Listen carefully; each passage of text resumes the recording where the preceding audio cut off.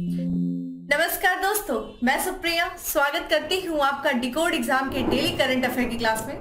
दोस्तों, उम्मीद करती हूँ आप सभी लोग बहुत अच्छे से होंगे और बेहतर तरीके से अपनी प्रिपरेशन कर रहे होंगे।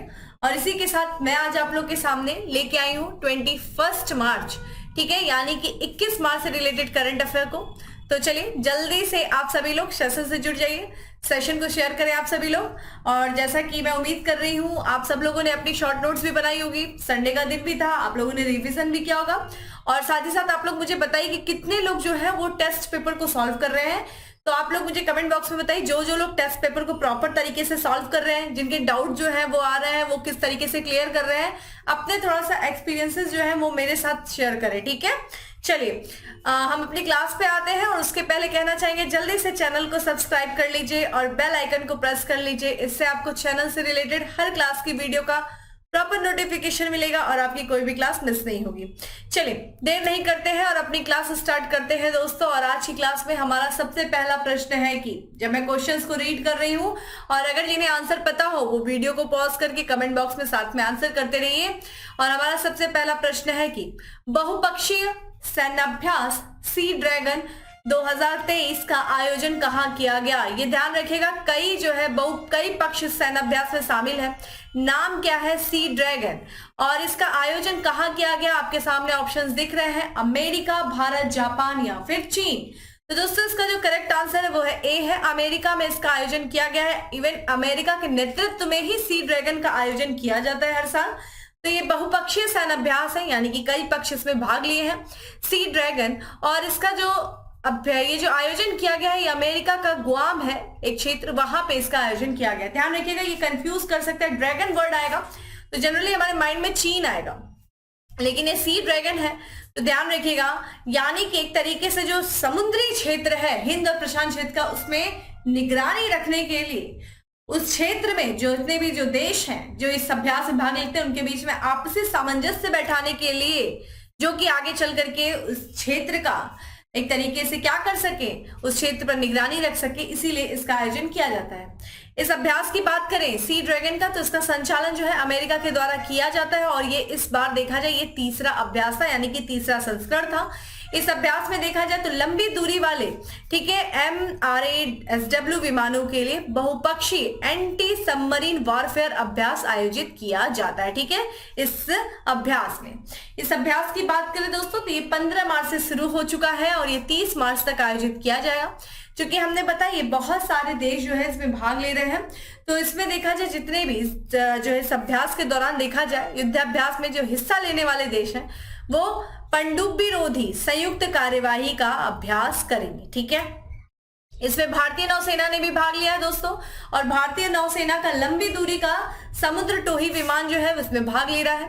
हम देखेंगे कौन कौन से देशों के कौन कौन से विमान जो इसमें भाग ले रहे हैं, बल कौन से भाग ले रहे हैं। तो अभ्यास में देखा जाए भारतीय नौसेना, माफ करिएगा, अमेरिकी नौसेना का P-8A के साथ साथ भारतीय नौसेना का, ठीक है, P-8I, जापानी समुद्री आत्मरक्षा बल का P-1, ठीक है, रॉयल कैनेडियन वायुसेना का CP-140 और कोरियाई गणराज्य नौसेना का P-3C जो है उसका प्रतिनिधित्व होगा, ठीक है। इस अभ्यास में प्रतिनिधित्व किया जा रहा है।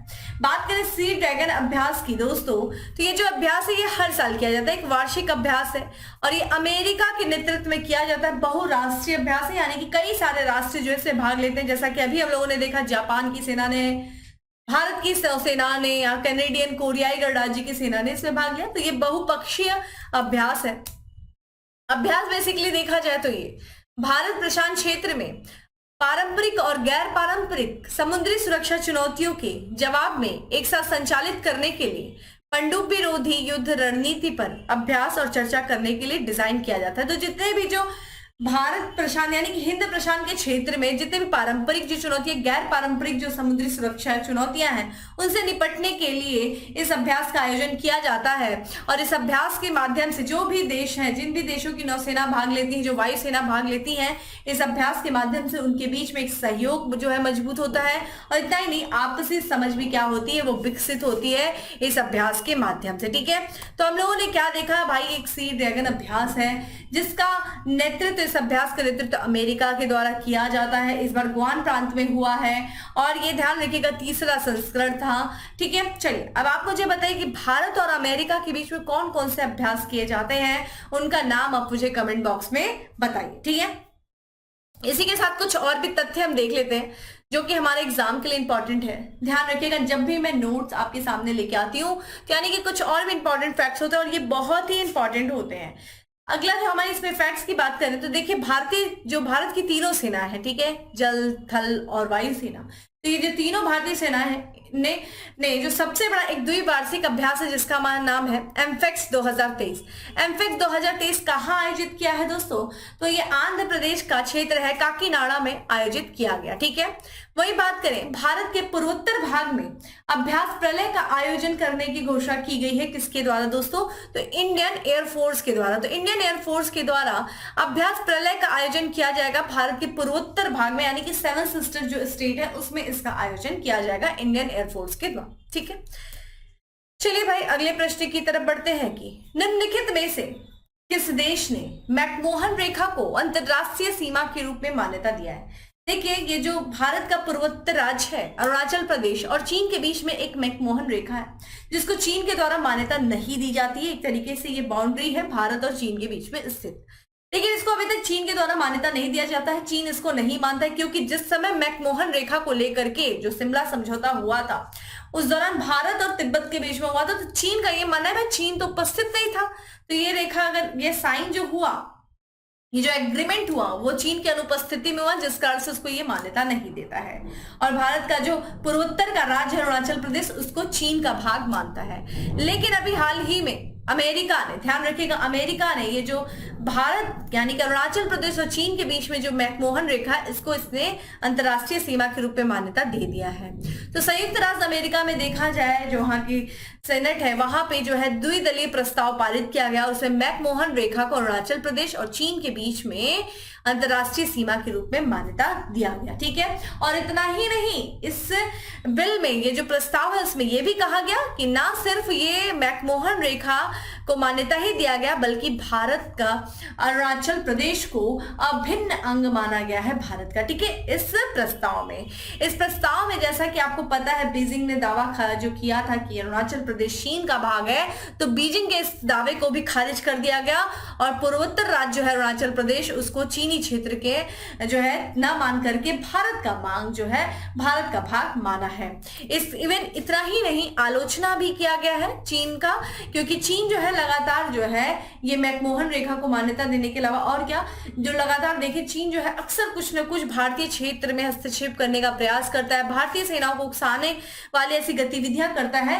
तो इस प्रस्ताव में ऐसी गतिविधियां जो भारत को उकसाने वाली गतिविधियां हैं इसकी भी निंदा किया गया है इस प्रस्ताव में। तो एक तरीके से ध्यान रखिएगा मैकमोहन रेखा जो है आपके लिए इंपॉर्टेंट हो जाती है। इसी तरीके से देखिए मैकमोहन रेखा हो गई, डुरंड रेखा हो गई, ठीक है, रेडक्लिफ लाइन हो गई, ये सब आप लोग पढ़ लीजिए कि किस किस देश के बीच में स्थित है। जरूर प्रश्न यहां से बन सकता है क्योंकि अमेरिका के द्वारा मैकमोहन रेखा को क्या दिया गया, मान्यता दी गई है, तो किन्हीं ना किन्हीं कारण से मैकमोहन रेखा जो है आपके सामने है। चलिए आप मुझे बताइए मैकमोहन रेखा जो कि शिमला समझौते के तहत आई थी ये किस सन में इसको जो है एग्रीमेंट ये हुआ था, किसके किसके बीच में हुआ था, कौन थे ये मैकमोहन, आप मुझे कमेंट बॉक्स में जो है आंसर बताइए। आइए कुछ और भी इंपॉर्टेंट फैक्ट्स हमें देखने को मिल रहे हैं यहाँ पे, जैसा कि सबसे पहला फैक्ट है कि यूक्रेन का ऐतिहासिक बंदरगाह शहर जिसे यूनेस्को की विश्व विरासत सूची में शामिल किया गया है, क्या नाम है, ओडेशा। इसके बारे में हम लोगों ने बात किया था ना, ओडेशा जो कि ब्लैक सी में, ध्यान रखिएगा काला सागर में स्थित ये शहर है, बंदरगाह शहर है, यूक्रेन का है, ठीक है, और इसको जो है यूनेस्को की विरासत सूची में शामिल किया गया है। वही बात करें यूएई यानी कि संयुक्त अरब अमीरात के उपराष्ट्रपति हैं जिन्होंने अल मिनहाज जिले का नाम बदल करके हिंद शहर कर दिया है, उनका नाम क्या है, राशिद अल मखतूम। बहुत इंपॉर्टेंट है दोस्तों क्योंकि ध्यान रखिएगा आपसे ये पूछा जा सकता है कि अल मिनहाज जिला जो है वो किस देश में है, यूएई का है, उसका नाम क्या रख दिया गया है, हिंद शहर रख दिया गया है। तो ध्यान रखिएगा ये ना सिर्फ भारत में ही नाम बदलो चल रहा है, नाम क्या मतलब पुराने ही जो नाम थे उनको सही से फिर से वो किया जा रहा है, ऐसा कोई नहीं था कि कोई नया नाम। अभी तक जितने भी गवर्नमेंट के स्टेप्स रहे वो यही था कि भाई जो पुराने नाम थे उनको फिर से लाओ। इसी तरीके से देखिए और भी हमें देखने को मिल रहा है, यूएई में भी इस तरीके की गतिविधियां देखने को मिली है।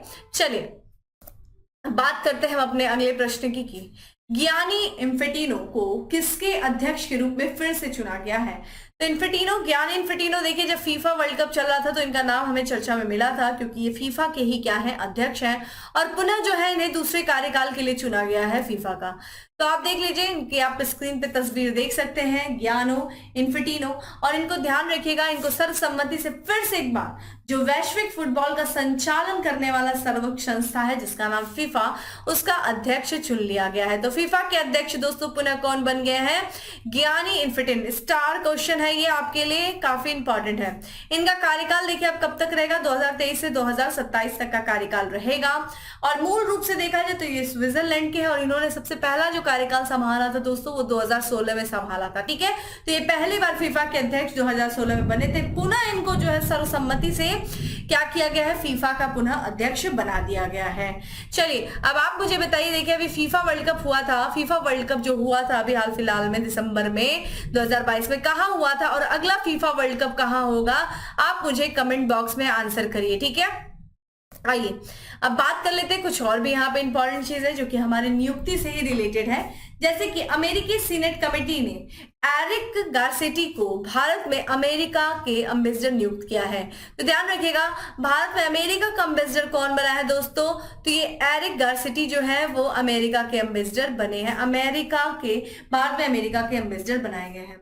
वही बात करें अंतरराष्ट्रीय नागरिक उड्डयन संगठन की वायु परिवहन समिति के अध्यक्ष के रूप में किसे नियुक्त किया गया है, तो शैफाली जुनेजा जो है ये वायु परिवहन समिति के अध्यक्ष के रूप में नियुक्त की गई हैं। कहाँ पे, अंतरराष्ट्रीय नागरिक उड्डयन संगठन की। ठीक है, ये भी इंपॉर्टेंट चीजें हैं जो कि नियुक्ति से रिलेटेड है। और अगला प्रश्न है हमारा की जो कि आपके महोत्सव से या त्योहार से संबंधित प्रश्न है। तो यहाँ पे इंपॉर्टेंट है कि निम्न में से किस राज्य में, ठीक है, बुमचू महोत्सव मनाया जाता है। तो बुमचू महोत्सव किस राज्य में मनाया जाता है दोस्तों, जो हाल फिलहाल में अभी चर्चा में भी रहा है, इस महोत्सव का आयोजन किया गया है। ऑप्शंस आप देख रहे हैं, असम, अरुणाचल प्रदेश, मणिपुर या फिर सिक्किम। तो दोस्तों इसका जो करेक्ट आंसर है वो है डी है, सिक्किम में जो है बुमचू महोत्सव मनाया गया है। तो ध्यान रखिएगा ये एक वार्षिक महोत्सव है बुमचू, और ये पवित्र जल फूलदान अनुष्ठान है। ठीक है, बुमचू क्या है, एक पवित्र जल फूलदान अनुष्ठान है। और सिक्किम में एक मठ है जिसका नाम है ताशिदिंग मठ। ताशिदिंग मठ में इसको मनाया जाता है। ताशिदिंग मठ की बात करें जो कि सिक्किम में, अभी मैंने आपको बताया, देखिए ये मठ अभी चर्चा में आ गया तो इसलिए इंपॉर्टेंट है ताशिदिंग मठ। और ताशिदिंग मठ सिक्किम में एक नदी है जिसका नाम है रंगित नदी, उसके ऊपर के एक पहाड़ी की चोटी पर स्थित सबसे पवित्र बौद्ध तीर्थ स्थलों में से एक है। तो ये ध्यान रखिएगा, ताशिदिंग मठ जो कि सबसे पवित्र बौद्ध तीर्थ स्थल है, ये सिक्किम है। और इसी मठ में बमचू नामक एक, ध्यान रखिए, बुमचू नामक एक पवित्र महोत्सव का आयोजन किया जाता है। बुमचू देखिए एक तिब्बती शब्द है, तिब्बत में इसका अर्थ क्या होता है, पवित्र जल का बर्तन। तो एक बर्तन होता है जिसमें जल होता है, और इसी जल को क्या किया जाता है, भक्तों में बांटा जाता है, जो कलश का जल होता है। तो एक तरीके से शुद्धि माना जाता है, क्योंकि ऐसा माना जाता है ये जो छिड़काव करते हैं इस जल का, तो एक तरीके से हीलिंग का काम करता है, यानी कि जो इस जल में, इस पानी में हीलिंग के गुण होते हैं, और ये जो भी पीने वाला होगा व्यक्ति उसको वैभव और धन प्रदान होता है, ऐसी इन लोगों की मान्यता है। तो हमने ध्यान देखा कि बुमचू महोत्सव, ध्यान रखिएगा, सिक्किम से संबंधित है। कुछ और भी त्योहार और महोत्सव है जो कि पर्टिकुलर कुछ राज्य से, ये भी देख लेते हैं, जिसमें से हम देखें यहाँ पे सबसे पहला हमें देख रहा है कि तामुल लोहसर त्योहार जो कि मनाया जाता है दोस्तों सिक्किम। तो देखिए बुमचू भी हमें देखा, तामुल लोहसर भी क्या मिला, सिक्किम में ही। वही देखा जाए कि बैखो त्योहार कहाँ मनाया जाता है दोस्तों, तो असम में मनाया जाता है। ठीक है, तोरग्या महोत्सव की बात करें तो अरुणाचल प्रदेश में है। ठीक है, यहाँ पे याओशांग महोत्सव की बात करें तो मणिपुर में मनाया जाता है। वहीं कचाई लेमन फेस्टिवल की बात किया जाए तो ये भी मणिपुर में क्या किया जाता है, सेलिब्रेट किया जाता है। ठीक है, तो ये कुछ अन्य त्योहार हैं जो आपके लिए इंपॉर्टेंट है। अब दोस्तों बात करेंगे हम अपने अगले प्रश्न की, और हमारा नेक्स्ट क्वेश्चन है कि केंद्रीय बैंकिंग पुरस्कार 2023 में निम्न में से किसे गवर्नर पुरस्कार प्रदान किया गया है। तो केंद्रीय बैंकिंग पुरस्कार 2023 अभी प्रदान किया गया है, जिसमें गवर्नर पुरस्कार प्रदान किया गया है कि रिजर्व बैंक ऑफ इंडिया के जो वर्तमान गवर्नर है शक्तिकांत दास। ध्यान रखिएगा क्रम से ये 25वें नंबर के हैं, क्रम भी आपसे पूछा जाता है। तो ये भारतीय रिजर्व बैंक के गवर्नर हैं शक्तिकांत दास, जिनकी तस्वीर आप स्क्रीन पे देख रहे हैं, और इनको अंतरराष्ट्रीय प्रकाशन सेंट्रल बैंकिंग का 2023 वर्ष का जो है गवर्नर पुरस्कार प्रदान किया गया है। तो गवर्नर पुरस्कार किसे दिया गया है दोस्तों? ये शक्तिकांत दास जी को दिया गया है और इन्होंने जो रिजर्व बैंक ऑफ इंडिया का जो पदभार संभाला था, ये 2018 दिसंबर में इन्होंने पदभार को संभाला था। और देखिए उसके बाद से कितनी सारी चुनौतियां आई, पैंडेमिक की समय जो है चुनौती आई, ठीक है, महामारी फैला और फिर आगे चल करके यूक्रेन और रशिया का युद्ध हुआ। इस युद्ध के दौरान वैश्विक अर्थव्यवस्था, देखिए पैंडेमिक से भी वैश्विक अर्थव्यवस्था बहुत ज्यादा प्रभावित हुई, मंदी के दौर की तरफ हम चले और फिर से देखा जाए तो पुनः हमें युद्ध देखने को मिल रहा है। युद्ध ने भी जो है वैश्विक अर्थव्यवस्था को प्रभावित किया, मुद्रास्फीति बढ़ी। इन सारी चुनौतियों के बीच जिस तरीके से भारतीय अर्थव्यवस्था का नेतृत्व रिजर्व बैंक ऑफ इंडिया के गवर्नर शक्तिकांत दास जी ने संभाला, ठीक है, उसके लिए इनको जो है इस पुरस्कार से सम्मानित किया गया है। तो आप देख सकते हैं उन्हें जो है अपने कार्यकाल में महामारी की शुरुआत से यूक्रेन युद्ध और मुद्रास्फीति के कई संकटों का वित्तीय बाजार के माध्यम से संचालन के लिए यह पुरस्कार प्रदान किया गया है, ठीक है। तो आप ध्यान रख सकते हैं कि गवर्नर जो है Shaktikanta Das ji reserve bank of India के, उन्हें जो अंतरराष्ट्रीय प्रकाशन सेंट्रल बैंकिंग 2023 का गवर्नर पुरस्कार मिला है। चलिए भाई अगले प्रश्न की तरफ बढ़ते हैं कि निम्नलिखित में से किस जहाज को राष्ट्रपति रंग का कर्टन रेजर पुरस्कार दिया गया है? तो ये ध्यान रखिएगा, ये एक जहाज है जिसको राष्ट्रपति रंग का कर्टन रेजर पुरस्कार दिया गया है। ये जहाज है INS द्रोणाचार्य, ठीक है, INS द्रोणाचार्य को दिया गया है। तो भारत की जो राष्ट्रपति है श्रीमती द्रौपदी मुर्मू, उन्होंने जो 16 मार्च 2023 को कोच्चि, ध्यान रखिएगा केरल का जिला कोच्चि में INS द्रोणाचार्य को राष्ट्रपति ध्वज के प्रेसिडेंट कॉलर प्रदान किया है। तो INS द्रोणाचार्य को प्रेसिडेंट कॉलर दिया गया है प्रेसिडेंट जी के द्वारा। इसी दौरान जब इन्होंने ये शहर का दौरा किया तो यहाँ पे जो कोचिन शिपयार्ड है केरल में, ठीक है, वहां का दौरा किया और ठीक है राष्ट्रपति जी ने, और कोचिन शिपयार्ड में भारत के पहले स्वदेश निर्मित विमान वाहक पोत INS विक्रांत का भी इन्होंने जो है दौरा किया। तो आपके लिए इंपॉर्टेंट देखिए यहाँ पे हमें दिख रहा है कि पहले स्वदेश निर्मित विमान वाहक पोत कौन सा? दोस्तों यहाँ पे INS विक्रांत, जिसको कोचिन शिपयार्ड में बनाया गया था।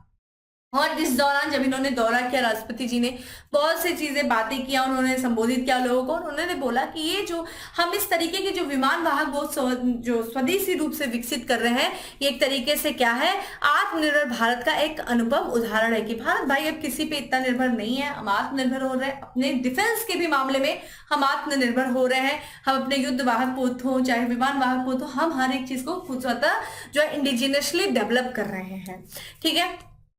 इसी दौरान उन्होंने कुछ और भी अपने संबोधन में बोला कि भारत चूंकि जिस तरीके से हम स्वदेशी जो है वस्तुओं का इस्तेमाल कर रहे हैं, स्वदेश की तरफ बढ़ रहे हैं, खुद की बनाई हुई चीजों का इस्तेमाल कर रहे हैं, इससे क्या है भारत उन चुनिंदा देशों में शामिल है जिसके पास स्वदेशी तकनीक के साथ विमान वाहक बनाने की क्षमता है, ठीक है। तो हमारे पास ऐसी टेक्नोलॉजी है कि हम अपने ही टेक्नोलॉजी के माध्यम से विमान वाहक पोत जो है वो बना सकते हैं। तो राष्ट्रपति जी ने अपने संबोधन के दौरान ये सारी बातें की है। चलिए भाई यहाँ पे हमें कुछ और भी नोट्स देखने को मिल गए जो हमारे लिए काफी ज्यादा इंपॉर्टेंट है। जैसे कि सबसे पहली बात करते हैं, अमेरिका के प्रतिष्ठित यहाँ पे प्रसिद्ध इतिहासकार हैं जिन्हें देखा जाए सैयद उत्कृष्टता पुरस्कार 2022 से सम्मानित किया गया। क्या नाम है? प्रोफेसर बारबरा मेटकाफ, जिसकी तस्वीर आप स्क्रीन पे देख रहे हैं। तो ये प्रोफेसर बारबरा मेटकाफ है जो कि एक अमेरिकी हिस्टोरियन है और इन्हें देखिए सैयद उत्कृष्टता पुरस्कार 2022 से सम्मानित किया गया था। वहीं अगला है कि पहले KR गौरी अम्मा नेशनल अवार्ड से सम्मानित किया गया। दोस्तों किसे किया गया है? तो ये क्यूबा की एलेडा ग्वेरा है, इनको जो है पहले अम्मा गौरी नेशनल अवार्ड से सम्मानित किया गया। अगला है शरणार्थियों के स्वागत के प्रयास के लिए यूनेस्को शांति पुरस्कार 2022 मिला। किसे मिला? एंजेलिना मर्केल को मिला, जो कि ये पूर्व चांसलर थी, जर्मनी की ये पूर्व चांसलर है एंजेलिना मर्केल। इनको यूनेस्को शांति पुरस्कार दिया गया 2022 का। ध्यान रखिएगा नोबेल शांति पुरस्कार नहीं दिया गया। चलिए इसी बात पे बताइए कि नोबेल का शांति पुरस्कार दोस्तों किसे दिया गया था? ठीक है, नोबेल पीस प्राइज किसे दिया गया है? आप मुझे कमेंट बॉक्स में बताइए इस साल का, ठीक है, पीस प्राइज, ठीक है, 2022 किसे दिया गया है आप मुझे बताइए, काफी चर्चा में थे। चलिए भाई अगले प्रश्न की तरफ बढ़ते हैं कि निम्न में से किस राज्य में पशु चिकित्सा और आयुर्वेद पर अंतरराष्ट्रीय आयुर्वेद सम्मेलन का आयोजन किया गया? तो पशु चिकित्सा और आयुर्वेद पर अंतरराष्ट्रीय आयुर्वेद सम्मेलन का आयोजन जो किया गया है दोस्तों, वो किया गया है उत्तराखंड में किया गया है, ठीक है।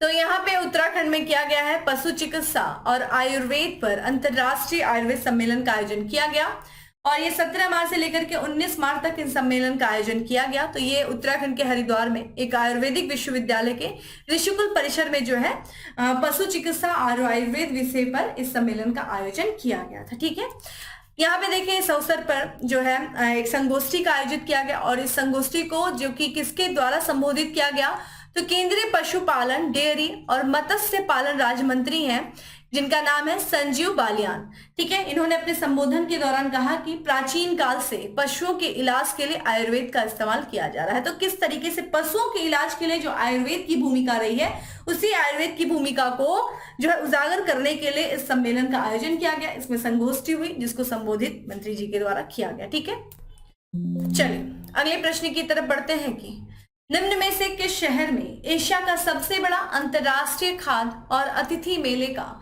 आयोजन किया गया। तो ये एशिया का सबसे बड़ा अंतरराष्ट्रीय खाद्य और अतिथि मेले का जो आयोजन किया गया है दोस्तों, वो किया गया है नई दिल्ली में किया गया है। तो देश की राजधानी नई दिल्ली में आयोजन किया गया। तो ये एशिया का सबसे बड़ा अंतरराष्ट्रीय खाद्य और आतिथ्य मेले का आयोजन दिल्ली में किया गया है। नाम क्या है? आहार। ठीक है, आहार इस मेले का नाम था। उद्देश्य क्या है?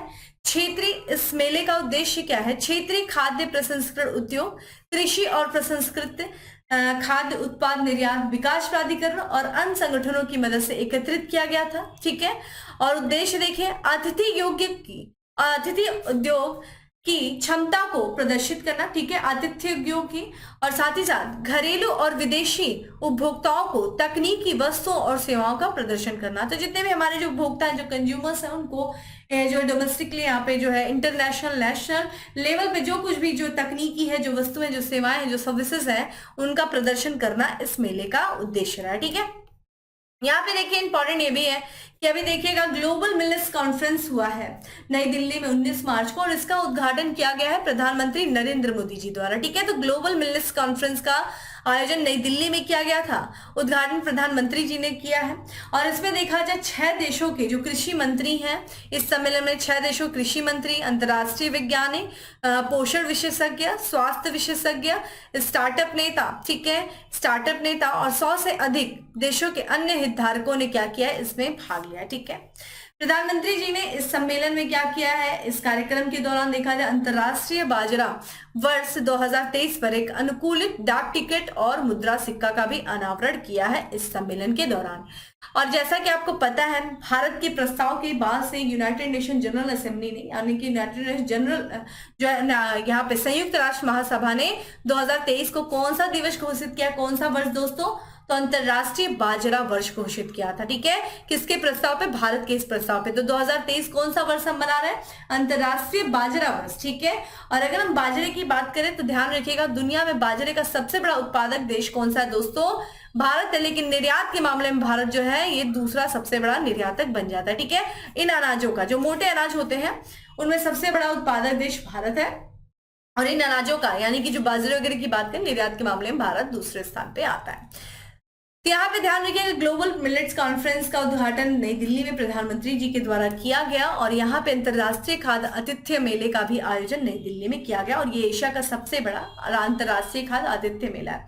क्या नाम है दोस्तों? आहार। ठीक है,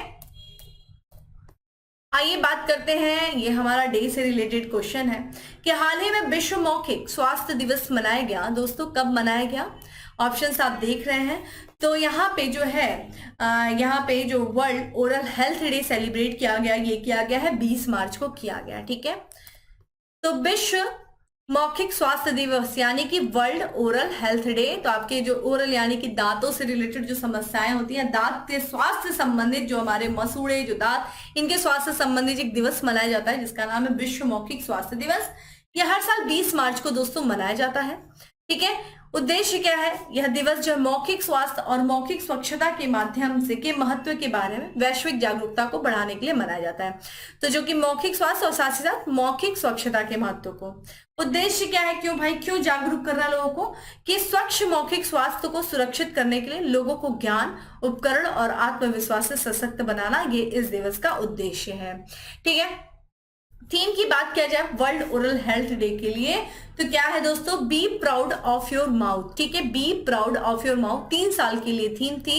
तो ये 3 साल तक का थीम है, 2021 से 23 का थीम है, ठीक है। वर्ल्ड ओरल हेल्थ डे की थीम क्या है दोस्तों, be proud of your mouth.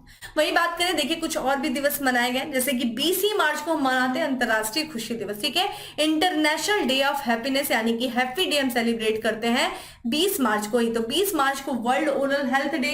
तो देखिए हमारा जब ओरल यानी कि ओरल हेल्थ अच्छी रहेगी, हमारे दांत अच्छे रहेंगे, हमें मसूड़ों से जुड़ी कोई समस्या नहीं रहेगी, तो हम क्या करेंगे, अच्छे से स्माइल करेंगे, है ना। तो उसी दिन यानी कि ओरल हेल्थ डे के दिन हम क्या मनाते हैं, इंटरनेशनल डे ऑफ हैप्पीनेस। मुस्कुराते रहिए, ठीक है, और अपने हेल्दी ओरल चीजों के यानी कि अपने सुंदर सुंदर दांतों को दिखाते रहिए। वही बात करें, देखिए 18 मार्च को हम लोगों ने क्या मनाया है, वैश्विक पुनर्चक्रण दिवस भी मनाया है 18 मार्च को। और इस साल की थीम क्या थी वैश्विक पुनर्चक्रण दिवस की, क्रिएटिव इनोवेशन जो थी वो थीम थी। तो हमने देखिए 3 दिवस को देख लिया एक साथ, 20 मार्च को और 18 मार्च को, हमें 3 दिवस देखने को मिल रहे हैं।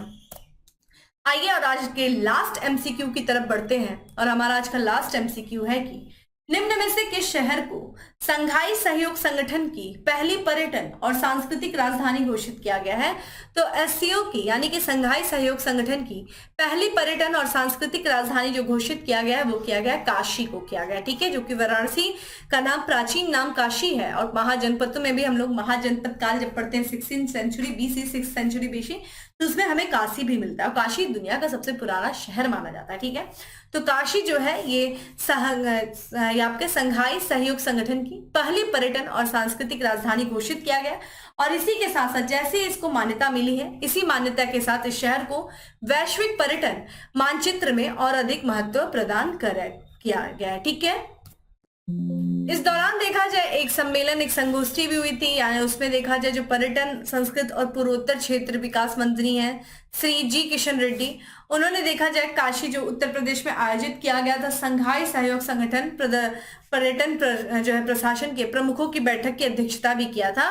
तो जो संघाई सहयोग संगठन पर्यटन प्रशासन के जो प्रमुख थे उनकी एक बैठक हुई थी, इसकी अध्यक्षता की गई थी जी किशन रेड्डी जी के द्वारा, ठीक है। यहाँ पे हम बात करें, ये जो एक कार्य योजना बनाई गई थी संयुक्त कार्य योजना, उसके बारे में देख लें तो संयुक्त कार्य योजना में एससीओ पर्यटन ब्रांड को बढ़ावा देने से संबंधित कार्य, पर्यटन में एससीओ सदस्य देशों की सांस्कृतिक विरासत को बढ़ावा देना, ठीक है, सूचना का आदान प्रदान और साझा करना, पर्यटन में डिजिटल प्रौद्योगिकी, चिकित्सा और स्वास्थ्य पर्यटन में आपसी सहयोग को बढ़ावा देना जो है ये शामिल किया गया है, ठीक है। अब बात कर लेते हैं एससीओ के बारे में दोस्तों, यानी कि संघाई सहयोग संगठन के बारे में। तो इसकी जो स्थापना की गई थी 15 जून 2001 को की गई थी, ठीक है, संघाई में किया गया था चीन में, ठीक है। और ये एक अस्थायी अंतर सरकारी संगठन है, ठीक है। एससीओ में देखा जाए वर्तमान में 8 सदस्य देश है। कौन कौन है, चीन है, भारत है, कजाकिस्तान है, किर्गिस्तान है, रूस है, पाकिस्तान है, तजाकिस्तान है, उज्बेकिस्तान है। ध्यान रखिएगा भारत और जो है पाकिस्तान ये सन 2017 में जुड़े थे, इस साल उम्मीद है ईरान भी जो है वो एससीओ का सदस्य हो जाएगा। वर्तमान में जो इसका अध्यक्ष है संघाई सहयोग संगठन का वो भारत है। भारत जो है सितंबर 2022 में इसकी अध्यक्षता संभाला था और इस साल सितंबर 2023 तक जो है भारत एससीओ का अध्यक्ष रहेगा। 8 सदस्यों में देखा जाए जितनी भी आबादी वो पूरे विश्व की आबादी का कितने प्रतिशत प्रतिनिधित्व करते हैं, तो 42% जो है जनसंख्या वो प्रतिनिधित्व करती है एससीओ की, ठीक है। 8 सदस्य जो है, 8 सदस्य जो देश है उनकी जनसंख्या देखती है, सबसे ज्यादा जनसंख्या वाला देश चीन और भारत वो इसी के भाग है, जिस कारण से 42% जनसंख्या का प्रतिनिधित्व एससीओ करता है, ठीक है। वैश्विक यानी कि सकल घरेलू उत्पाद में बात करें, वैश्विक सकल घरेलू उत्पाद में तो 25% भाग है, ठीक है, और इस क्षेत्र का, ठीक है। तो ये चीज ध्यान रखिएगा। तो दोस्तों ये था आज का हमारा 10 MCQ। अब बात करेंगे किसके बारे में, फैक्ट्स ऑफ द डे के बारे में। दोस्तों हमारा सबसे पहला फैक्ट है कि हाल ही में क्रिसिल ने अगले वित्त वर्ष में भारतीय अर्थव्यवस्था के वृद्धि का अनुमान लगाया है कितना प्रतिशत, 6%, ठीक है, 6%। क्रिसिल जो कि एक रेटिंग एजेंसी है, इसने जो है अगले वित्त वर्ष के लिए भारतीय अर्थव्यवस्था की वृद्धि दर का अनुमान 6% लगाया है। यूक्रेन को MiG-29 लड़ाकू विमान देने वाला नाटो का पहला सदस्य देश होगा कौन सा दोस्तों, पोलैंड। तो देखिए ये नाटो का सदस्य देश है, नॉर्थ अटलांटिक ट्रीटी ऑर्गेनाइजेशन का देश पोलैंड है, और पोलैंड जो है MiG-29 लड़ाकू विमान देने वाला पहला देश बन रहा है यूक्रेन को, ठीक है। सेना के शीर्ष चिकित्सक के रूप में कार्यभार संभाला है किसने, लेफ्टिनेंट जनरल दलजीत सिंह ने संभाला है। वही बात करें G20 sustainable finance working group की दूसरी बैठक आयोजित की गई, कहां की गई? राजस्थान के उदयपुर में आयोजित की गई। देखिए शेरपा मीटिंग भी हुई थी राजस्थान के उदयपुर में, झीलों के शहर के नाम से जाना जाता है उदयपुर, और यहाँ पे ही G20 sustainable financial working group की दूसरी बैठक भी आयोजित की गई। प्रामेरिका लाइफ, ध्यान रखिएगा लाइफ नहीं है लाइफ है, लाइफ इंश्योरेंस लिमिटेड ने अपना ब्रांड एम्बेसडर यानी कि माफ करिएगा ब्रांड, यहाँ पे अपना प्रबंधन निर्देशक और मुख्य कार्यकारी अधिकारी नियुक्त किया है। किसे किया है? पंकज गुप्ता जी को किया है। तो दोस्तों ये था आज का हमारा करंट अफेयर। उम्मीद करती हूँ आपको अच्छा लगा होगा। जिन्हें अच्छा लगा हो लाइक करें, और हाँ साथ ही साथ जो मैं क्वेश्चन पूछी उसका आंसर भी दें। बाकी डेली करंट अफेयर की जो पीडीएफ है वो आपको टेलीग्राम ग्रुप पे मिल जाएगी, जिसका लिंक आपको डिस्क्रिप्शन बॉक्स में दिया हुआ है। जाइए डाउनलोड करिए, और ना सिर्फ डाउनलोड करिए, अपनी शॉर्ट नोट्स भी बनाइए, क्योंकि मैं बार बार कहती हूँ कि शॉर्ट नोट्स ही आपकी हेल्प करेगी आपके एग्जाम में रिविजन के टाइम। ठीक है, चलिए दोस्तों फिर मिलेंगे हम अपने अगले सेशन में। तब तक के लिए bye, have a good day, stay safe and stay happy.